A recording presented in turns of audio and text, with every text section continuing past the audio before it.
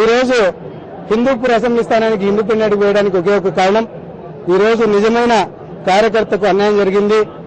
పార్టీలో ఎన్నో సంవత్సరాలుగా పనిచేస్తున్నటువంటి వారిని కాదని ఈ రోజు ఒక తెలుగుదేశం పార్టీ వ్యక్తికి సంబంధించి ఈ రోజు అభ్యర్థిత్వాన్ని ఖరారు చేయడం చాలా బాధ కలిగింది. దాన్ని ఖండించాలి. ఈ రకంగా చేస్తున్నటువంటి చర్యలను ఎదుర్కొనాలి అనే ఆలోచనతోనే ఈ రోజు నేను ఇండిపెండెంట్ గా వేస్తున్నా. ఈ రోజు సామాజిక వర్గం పేరుతో ఈ రోజు ఈ స్థానాన్ని తెలుగుదేశం వారికి ఇవ్వడం జరిగింది. ఒకవేళ అదే సామాజిక వర్గానికి ఇవ్వాలనుకున్నప్పుడు అధిష్టానంకి ఆలోచన ఉన్నప్పుడు ఇవ్వనివ్వండి, తప్పేం లేదు.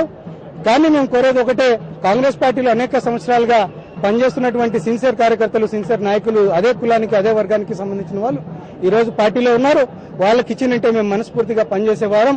నా లక్ష్యం, నా ఆలోచన ఒకటే, మా గౌరవ ముఖ్యమంత్రి రాజశేఖర రెడ్డి గారు ముఖ్యమంత్రి కావాలన్నది నా ఏకైక లక్ష్యం.